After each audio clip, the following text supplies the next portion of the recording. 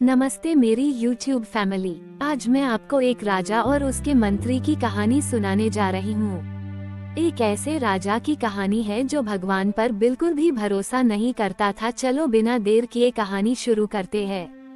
एक राजा था, उसका एक मंत्री था जिसका नाम राम सिंह था। वह बहुत बुद्धिमान तथा समझदार था। एक बार राजा के राज्य पर एक दूसरे राज्य के राजा ने आक्रमण कर दिया और इस आक्रमण से राजा बहुत दुखी हुआ। वह अपनी जान बचाने के लिए गुप्त मार्ग से अपने मंत्री के साथ जंगल की ओर निकल पड़ा। जंगल की ओर जाते समय उसका मंत्री हमेशा यही बोलता रहता कि चाहे कोई दुख हो या सुख हो, परमात्मा जो करता है अच्छा ही करता है।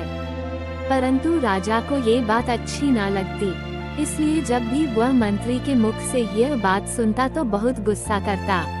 अब जब मंत्री और राजा अपनी जान बचाकर जंगल में पहुंचे तो मंत्री मन ही मन परमात्मा को धन्यवाद दे रहा था। उसने राजा से कहा, राजन, घबराने की क्या जरूरत है, ईश्वर पर भरोसा रखो, वह जो भी करता है अच्छा ही करता है। हमारी पराजय में भी हमारे लिए परमात्मा ने कुछ अच्छा ही सोचा होगा जो हमें अभी तक पता नहीं चल रहा है। राजा इस आशापूर्ण उत्तर से फिर से गुस्से में आग बबूला हो गया। उसने मंत्री से कहा, तुम्हारा परमात्मा कितना निर्दयी है, उसने मेरा राजपाट और मेरा ताज और तख्त सब कुछ मुझसे छीन लिया। यही सब बातें करते काफी समय बीत गया। अंधेरा छाने लगा और फिर वर्षा भी होने लगी। मौसम में एकदम ठंड छा गई। उन्हें सर्दी पीड़ा दे रही थी।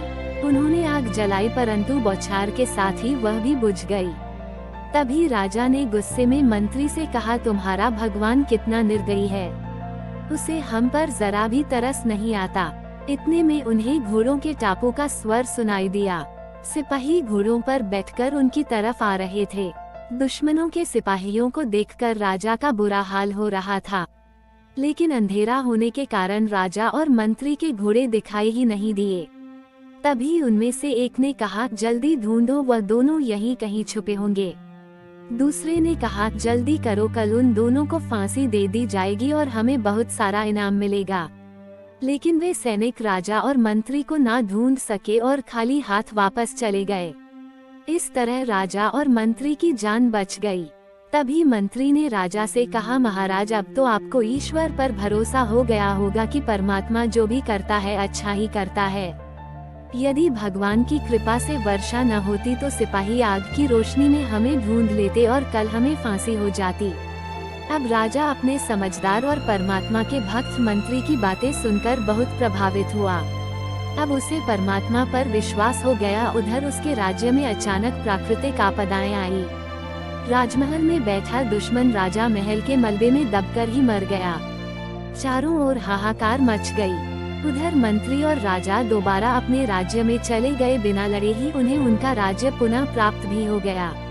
इसलिए कहते हैं कि भगवान पर भरोसा रखो, वो हमेशा कुछ न कुछ अच्छे के लिए ही करता है। आपको मेरी यह कहानी कैसी लगी कमेंट बॉक्स में जरूर बताना। मेरी कहानी सुनने के लिए बहुत बहुत धन्यवाद। ऐसी ही रोचक कहानी सुनने के लिए मेरे चैनल को सब्सक्राइब करें।